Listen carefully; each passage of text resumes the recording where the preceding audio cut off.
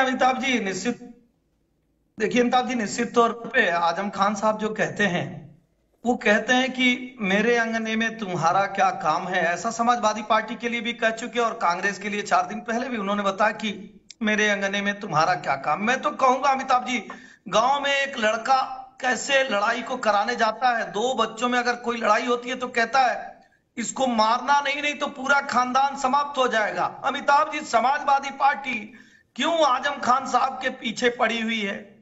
भी आजम खान साहब पे निर्णय आता है और आपके जिम्मेदार चैनल पर टीवी 9 का रिपोर्टर जाता है तो कहते हैं कि नहीं, कोर्ट ने जो सजा सुनाया है हम उसका स्वागत करते हैं। लेकिन समाजवादी पार्टी का बयान देख लीजिए, कांग्रेस के हमारे मित्र का बयान देख लीजिए, बहुत सारे लोग कहें धर्म पे आधारित उन पे कार्रवाई हो रही।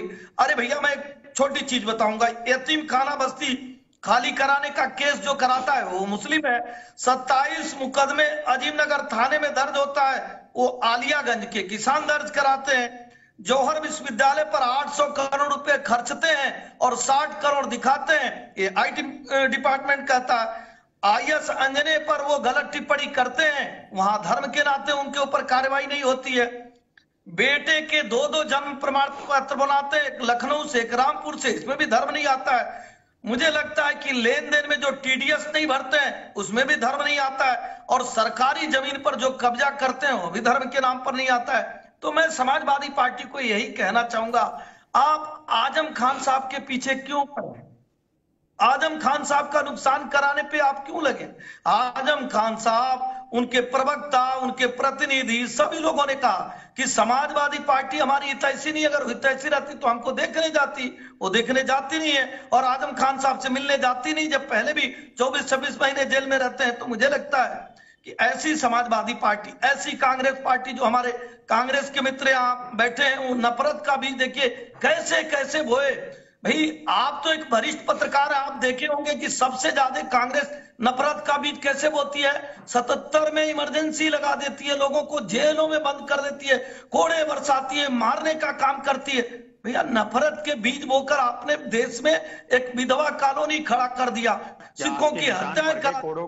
आज का आप बार बार जाते हो 77 में, एहसन भाई, अरे पाप के भोगी आप हो। आप 84 पे आ गए, 84 तक आ गए, 77 कहाँ आ जाते हो एहसन भाई? ऐसा लग रहा कोड़े आपके लगे हैं पीछे। देश का दर्द बढ़ गया। अमिताभ जी, रोकिए, मैं कहूंगा अगर आप समाजवादी पार्टी से नहीं पट रही है, समाजवादी पार्टी के नेता आपको चिरकुटिया कह रहे हैं, कोई मंदबुद्धि कह रहा है, तो आप डायरेक्ट फाइट कर लीजिए ना। अब अमिताभ जी देखिए, जब बाबा साहब ने संविधान बनाया अमिताभ जी, तो उन्होंने छूट नहीं दिया कि जो 9 बार का विधायक, 1 बार का सांसद, 4 बार का मंत्री, वो कुछ भी करे तो उस पर कार्रवाई नहीं करना चाहिए। संविधान में ये लिखा हुआ है कि अगर कोई दूसरे की जमीन कब्जा करेगा तो वो किसान केस करेगा और उस पर कार्रवाई होगी। संविधान में लिखा हुआ है कि अगर आप किसी को देखेंगे कि वो अंदर पेंटी पहनी है, या राजीव गांधी पे आप कहेंगे कि वो इसलिए मर गए कि उनके माता पिता के ऐसे कर्म थे, मुलायम सिंह जी को नपुंसक कहेंगे, तो ऐसी भाषाओं का उपयोग करेंगे तो निश्चित तौर पे कोई कोर्ट में जाएगा और आपके खिलाफ सजा होगी। तो मुझे लगता है कि जैसे आजम खान साहब मान रहे हैं कि जो कुछ भी मैं किया हूं उसी का परिणाम है, उसी तरह समाजवादी पार्टी को और कांग्रेस को बात स्वीकारना चाहिए। भाई, आजम खान साहब पे गवाही गुजरती है, लगभग 2 महीने, 4 महीने, 1 साल केस चलते हैं, बहुत सारे सबूत होते हैं, और बाबा साहब का बनाया हुआ संविधान है।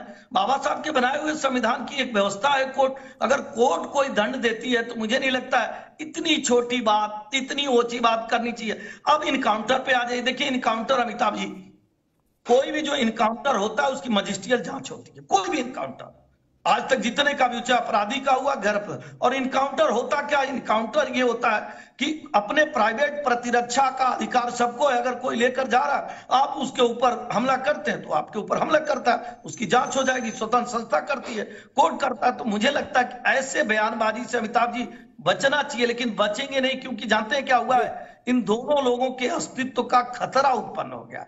अब जो कहा जाता है मेरे अंगने में तुम्हारा क्या काम है, तो बहाने से कभी वो गिलास लेकर, कभी पानी लेकर, कभी सलाद लेकर वो आता है आदमी की किसी तरह से हम आपके अंगने में कैसे आए, जैसे वो मना कर चुके हैं कि भैया आप लोग और जुल्म हमारे पर मत ढाइए। समाजवादी पार्टी के लोग, अगर आपने 100 रुपए में 100 करोड़ की जमीन नहीं दी होती तो आजम खान साहब की यह हालत नहीं होती। अगर आप उनके साथ इस तरह का अन्याय नहीं किए होते, उनको इतना छूट नहीं दिए होते, तो आज आजम खान साहब की हालत नहीं होती। तो ठीक मुझे है लगता है ठीक